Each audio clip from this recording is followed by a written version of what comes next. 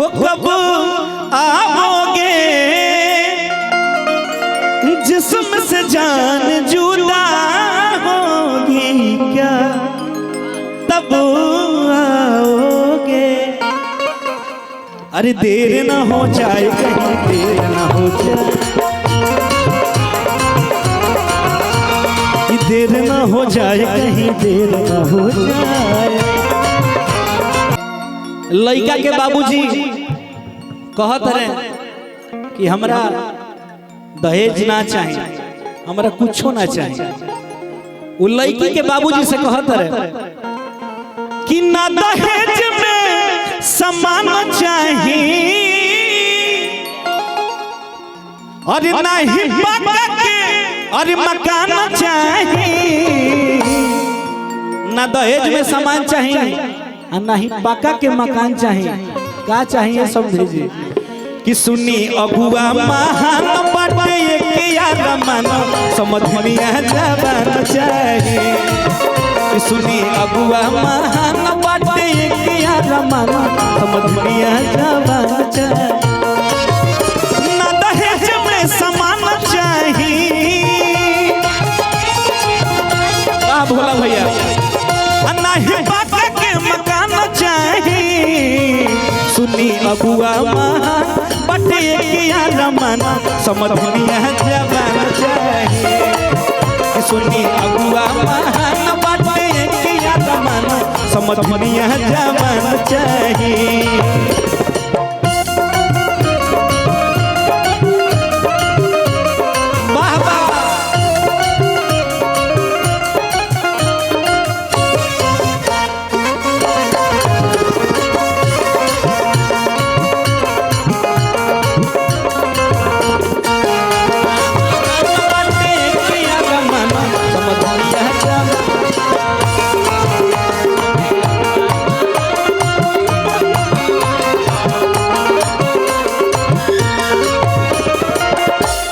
अच्छा अगर अच्छा हो तो तपड़ी बजा के आशीर्वाद दे दीजिए सब कोई। अच्छा मुकेश भैया कहाँ है? आपके तरफ से मुकेश भैया की तरफ से? अच्छा मुकेश भैया की तरफ से पुरस्कार आया और साथ ही साथ अनुपमा जी की भी तरफ से पुरस्कार है। और बहुत बहुत धन्यवाद। भगवान माता रानी आप पे ऐसे ही कृपा बनाए रखे और ऐसे ही परिवार को जोड़ते चलिए। आपका एक बहुत अच्छा चीज है कि आप सभी को लेकर चलते हैं, ये आपसे सीखना चाहिए। नहीं सही बात है, हमेशा हम लोग जहाँ मिलते हैं वहाँ ऐसे ही बस हंसते रहिए, मुस्कुराते रहिए और आगे बढ़ते रहिए। लड़का के बाप बेटी यहाँ पार्टी से कहता है, रुक जा भोला भोला, कि ना चाहिए कूलर और ना चाहिए टीवी, अब पढ़ल लिखल चाहिए हमारा बबुआ के बीबी।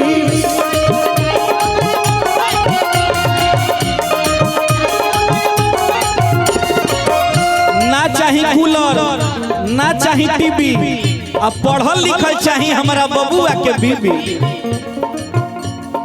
जौन की आवे तो तनी मान दान करे अपना ससुर जी के, अपना सास जी के। आजकल के तब पतो के कहीं मत सासे लोग बेचैन रहते रहे, चाय बना के उनका रूम में पहुंचा देते रहे। ये कलयुग आ गया कि ना चाहिए कूलर और ना चाहिए टीवी, अब पढ़ल लिखल चाहिए हमारा बबुआ के बीबी।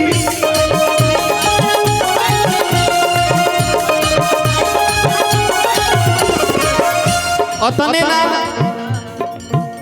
उनकर रूप रूपवा मत चाहिए, उनकर गुण गुणवा मत चाहिए। सुनी अगुआ महान बटे एक यार मन समझ में जवान चाहिए। सुनी अगुआ महान बटे एक यार मन समझ में जवान चाहिए।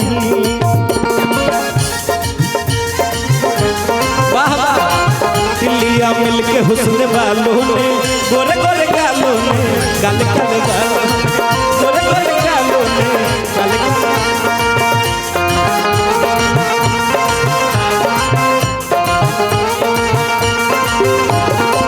गोरे गोरे गालों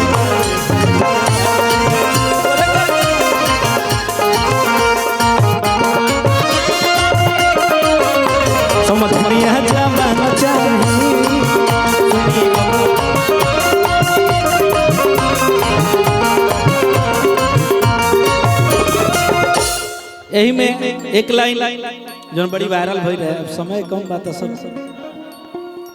कि कब आओगे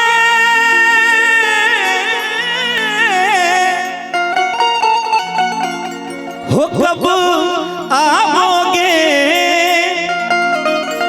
जिस्म से जान जुदा होगी क्या तब आओगे। अरे देर ना हो जाए कहीं देर ना हो जाए, देर ना हो जाए कहीं देर ना हो जाए किया जा रे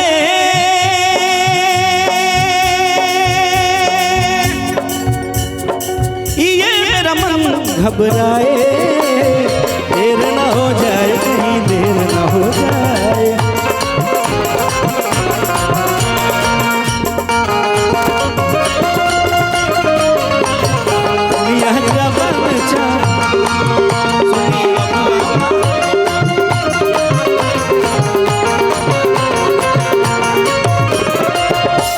अंत में लड़का के बाबूजी कहत रहे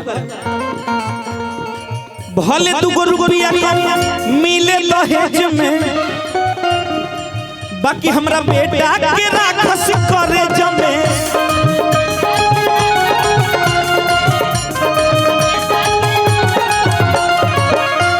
का हो प्रभा भौजी का हलवा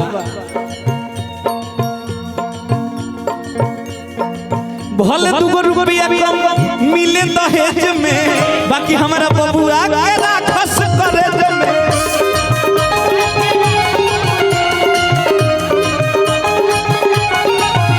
अतने ना ये समझिए बुआ जी। आज लखनऊ से चल के हम लोग की भाभी आई है, प्रभा भाभी आई है। मारा मर्दे के गोली गोली से कि उनकर के खाना दाना चाहिए आये गुस्साली से आना चाहिए, उनकर के खानदान चाहिए आये गुस्साली से आना चाहिए। अरे सुनी अगुआ महान बटे एक रमान समझनिया जवान चाहिए, सुनी अगुआ महान बाटे के रमान समझनिया जवान चाहिए। ना दहेज में सामान चाहिए ना ही बाका के मकान चाहिए, सुनी अगुआ महान बाटे के रमान समझनिया जवान, सुनी अगुआ महान बाटे के रमान समझनिया जवान, सुनी अगुआ महान बाटे के रमान समझनिया जवान, सुनी अगुआ महान बटे के रमान समझ